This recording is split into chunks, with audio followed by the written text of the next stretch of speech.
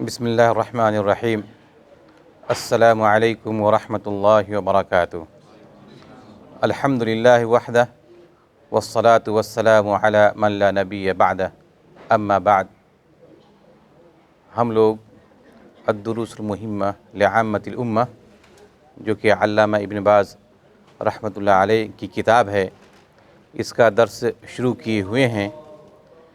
اس میں سے پہلا درس ہم لوگوں نے کچھ حاصل کیا تھا، اور اس میں جو سورہ فاتحہ کے تعلق سے ہماری گفتگو چل رہی تھی، اس کے اندر ہم لوگوں نے کچھ سیکھا تھا کہ سورہ فاتحہ کے نام کتنے ہیں اور کون کون ہیں، اور اس کا وجہ تسمیہ کیا ہے، اسماء کے کیا معانی ہوتے ہیں، ان تمام چیزوں کو ہم لوگوں نے سیکھا تھا۔ آج انشاءاللہ سورہ فاتحہ کے معانی جاننے کی کوشش کریں گے۔ چنانچہ اللہ رب العالمین نے قرآن کریم کے اندر ارشاد فرمایا، بسم اللہ الرحمن الرحیم، الحمد للہ رب العالمین الرحمن الرحیم مالک یوم الدین، ایاک نعبد و ایاک نستعین، اہدنا الصراط المستقیم، صراط الذین انعمت علیہم غیر المغضوب علیہم ولا الضالین۔ شروع کرتا ہوں اللہ کے نام سے، جو کہ بڑا مہربان نہایت رحم کرنے والا ہے۔ الحمدللہ رب العالمین، سب تعریفیں اللہ کے لیے ہیں جو تمام جہانوں کا پالنے والا ہے۔ الرحمن الرحیم، بڑا مہربان نہایت رحم کرنے والا ہے۔ مالک یوم الدین، بدلے کے دن یعنی قیامت کا مالک ہے۔ ایاک نعبد و ایاک نستعین، ہم صرف تیری ہی عبادت کرتے ہیں اور تجھ سے ہی مدد چاہتے ہیں۔ اہدنا الصراط المستقیم، ہمیں سیدھی راہ دکھا دے۔ صراط الذین انعمت علیہم، ان لوگوں کی راہ جن پر تو نے انعام کیا۔ غیر المغضوب علیہم ولا الضالین، ان لوگوں کی راہ نہیں جن پر غضب کیا گیا، یعنی وہ لوگ جنہوں نے حق کو پہچانا مگر اس پر عمل پیرا نہ ہوئے، اور نہ گمراہوں کی، یعنی وہ لوگ جو بلا علم عمل کرنے کے سبب راہ حق سے بھٹک گئے۔ یہ ایک مختصر معنی ہے۔ اب اس کے تعلق سے کچھ مختصر تفسیر بھی جاننے کی کوشش کریں گے۔ آپ لوگوں کو بخوبی معلوم ہے کہ سورہ فاتحہ ایک ایسی سورت ہے جس کو ہم لوگ ہر نماز کے اندر اس کی تلاوت کرتے ہیں، اس کے بغیر نماز نہیں ہوتی ہے۔ اس کی تفسیر بتانے کی اس لیے ضرورت پڑی کہ ہم لوگوں کو پتہ چلے کہ ہم لوگ کیا پڑھ رہے ہیں اور اس کے کیا معنی ہیں، رب سے ہم کیا کہہ رہے ہیں۔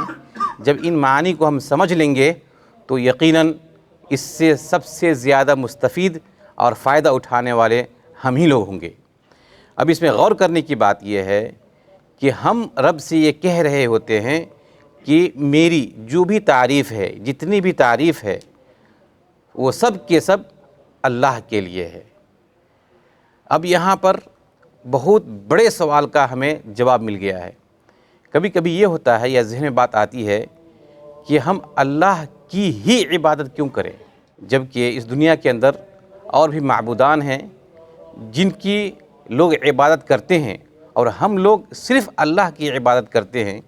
تو آخر ہم صرف اللہ کی ہی عبادت کیوں کریں؟ اللہ کے اندر کون ایسے خصوصیات پائے جاتے ہیں جن کی وجہ سے ہم اللہ کی ہی عبادت کریں گے؟ تو اسی کا جواب اس میں دیا گیا ہے کہ ہر طرح کی تعریف اللہ کے لیے ہے۔ اب اگلا اس کا جواب ہے، جو تمام جہانوں کا رب ہے۔ رب کا معنی یہ ہے کہ آپ یہ کہہ رہے ہوتے ہیں کہ اللہ تعالیٰ یہ ہمارا خالق ہے اور ہمارا پالنہار ہے، وہی مالک ہے، وہی رازق ہے۔ آپ یہ گواہی دے رہے ہوتے ہیں، اور جو مالک ہوتا ہے وہی متصرف اور مدبر ہوتا ہے، یعنی کہ اسی کا حکم چلتا ہے، وہی آرڈر دیتا ہے، وہی جزا اور سزا کا مالک ہوتا ہے۔ آپ یہ اعتراف کر رہے ہوتے ہیں، تو مطلب یہ ہے کہ آپ یہ کہہ رہے ہیں کہ ہم اللہ کی ہی اس لیے عبادت کرتے ہیں کہ اس نے ہم کو پیدا کیا، وہی ہمارا مالک ہے، وہی ہمارا خالق ہے، وہی مدبر ہے، اور یہ صفات دیگر معبودان کے اندر نہیں پائے جاتے ہیں۔ اس کا آپ اعتراف کرتے ہیں، نیز یہ کہتے ہیں کہ الرحمن الرحیم، وہ بڑا مہربان اور رحم کرنے والا ہے۔ رحمان اس کے معنی یہ ہے کہ اللہ رب العالمین کی ذات سراپا رحمت ہے، اس کی صفت ہی یہ ہے کہ وہ رحمت سے بھرپور ہے، اور جو رحمت سے بھرپور ہے تو اس کی رحمت کی بھی جھلک دیکھنے کو ملتی ہے کہ اس کی رحمت تمام مخلوقات کے لیے عام ہے۔ اور دوسرا معنی یہ بھی ہے کہ رحمان کہتے ہیں کہ اس کی رحمت اللہ رب العالمین کے خاص بندوں کے لیے ہے، انبیاء کے لیے، رسول کے لیے، شہداء کے لیے اور نیک لوگوں کے لیے۔ اور رحیم، اللہ رب العالمین کی رحمت تمام مخلوقات کو شامل ہے۔ تو یہ ہے الرحمن اور رحیم کا معنی۔ پھر اس کے بعد آگے کیا ہے دیکھ لیجئے، کہا مالک یوم الدین۔ دین کا معنی یہ ہے کہ جو بدلے کا دن، دین کا بدلے کا دن یعنی عدل و انصاف کے ساتھ رب کائنات قیامت کے دن بدلہ دے گا۔ انسان کو یہ پیغام دینا مقصد ہے، یا انسان کو یہ اپنے اندر تصور لانے کی ضرورت ہے کہ اس دنیا کے اندر جو ہم زندگی گزار رہے ہیں یہ چند روز کی زندگی ہے، اور جو بھی ہم یہاں عمل کر رہے ہیں اس کا ہمیں بدلہ ملنے والا ہے۔ اگر ہم نے نیکی کی ہے تو نیکی کا بدلہ ملے گا، اور ہم یہاں برائی کر رہے ہیں تو اس برائی کا بھی بدلہ ہمیں وہاں چکھنا پڑے گا۔ اس لیے اس زندگی کو آپ صحیح کر لیجئے۔ یہ دنیا جو ہے یہ آخرت کی کھیتی ہے، جیسا آپ یہاں بوئیں گے ویسا ہی وہاں کاٹیں گے۔ اس لیے یہاں اپنے اعمال کو درست کر لیجئے تاکہ وہاں آپ اچھے طریقے سے زندگی گزار سکیں گے۔ اس کے بعد کہا ایاک نعبد و ایاک نستعین۔ اب اس میں غور کیجئے کہ اب جب ہم یہ اقرار کر لیے کہ اللہ رب العالمین ہی رب ہے، پالنہار ہے، رحمان ہے، رحیم ہے، بدلے کے دن کا مالک ہے، تو اب میرے اوپر یہ واجب ہے کہ ہم اسی رب کی ہی عبادت کریں۔ لہٰذا ہم اعتراف کرتے ہیں اور کہتے ہیں کہ ہم تیری ہی عبادت کرتے ہیں اور تجھ سے ہی مدد چاہتے ہیں۔ یہاں پہ دو چیزوں کا ذکر کیا گیا ہے، عبادت اور استعانت یعنی مدد۔ اس سے یہ پیغام دینا مقصد ہے کہ کسی بھی عبادت کے لیے رب کی مدد کا ہونا ضروری ہے۔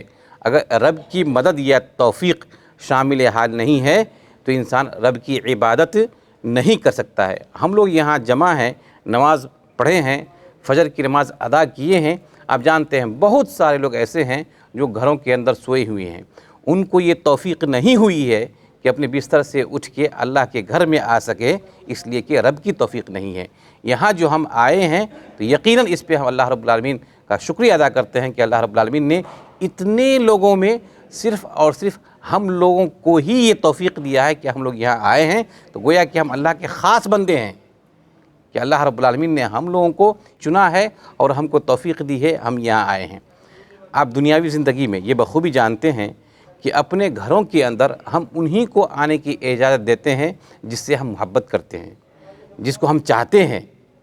ہم جسے نہیں چاہتے، جس سے ہم محبت نہیں کرتے، ہم اس کو اپنے گھر کے اندر انٹری کرنے کی اجازت نہیں دیتے ہیں۔ بعینہ اسی طریقے سے مساجد جو ہے وہ اللہ رب العالمین کا گھر ہے، اور اللہ رب العالمین اپنے گھر کے اندر صرف اسی کو توفیق دیتا ہے اور بلاتا ہے جسے چاہتا ہے۔ گویا کہ الحمدللہ آپ لوگ اللہ رب العالمین کے ان نیک لوگوں میں سے ہیں جن کو اللہ رب العالمین چاہتا ہے اور محبت کرتا ہے۔ اس پہ اللہ رب العالمین کا شکریہ ادا کرنا چاہیے۔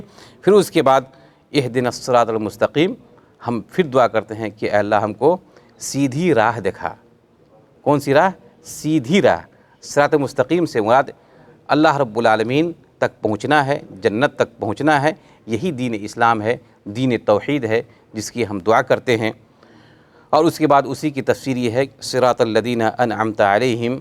اب کون سا راستہ مراد ہے؟ تو کہا ان لوگوں کا راستہ جس پر اللہ رب العالمین نے انعام کیا ہے، یعنی کہ ان لوگوں نے علم حاصل کیا، حق کی معرفت حاصل کی اور اس پہ عمل بھی کیا۔ اور ان لوگوں کا راستہ نہیں جس پر اللہ رب العالمین کا غضب نازل ہوا، یعنی کہ یہود۔ ان لوگوں نے کیا کیا؟ حق کی معرفت حاصل کی لیکن اس پہ عمل نہیں کیا۔ ولا الضالین، اور نہیں گمراہ لوگوں کا، ان لوگوں نے بلا علم عمل کیا۔ لہٰذا اب یہاں پر فائدہ نظر آیا کہ ہم لوگوں نے جو یہاں پہ سیکھا ہے سورہ فاتحہ کی تفسیر کے تعلق سے، اب جب ہم لوگ عبادت کریں گے تو اب ہمیں علم بھی ہو گیا اور عمل بھی کریں گے، اور یہی راستہ انعام یافتہ لوگوں کا ہے۔ اس سے پہلے کچھ کمی تھی، علم کی کمی تھی، عمل تو کر رہے تھے، لیکن کہیں نہ کہیں ہم ان دو گروہ جس پہ اللہ رب العالمین کا فٹکار نازل ہوا، ہم ان گروہوں سے کچھ ملے جلے تھے، لیکن اب الحمدللہ ہم نے حق کی معرفت بھی حاصل کی، علم بھی حاصل کیا اور عمل بھی کر رہے ہیں، لہٰذا یہی راستہ انعام یافتہ لوگوں کا ہے۔ اللہ رب العالمین سے دعا ہے کہ اللہ رب العالمین ہم لوگوں کو انعام یافتہ لوگوں کے اندر شامل کر دے اور ان لوگوں کے راستے سے بچائے جن پر اللہ رب العالمین کا غضب نازل ہوا اور وہ لوگ گمراہ ہو گئے۔ وآخر دعوانا ان الحمد للہ رب العالمین۔